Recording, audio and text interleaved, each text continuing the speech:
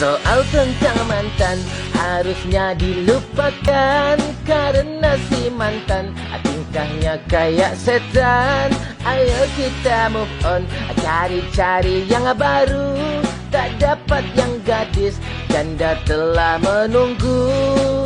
Bibir aku terbungkam melihat si janda. Aku tak kuasa melihat besarnya.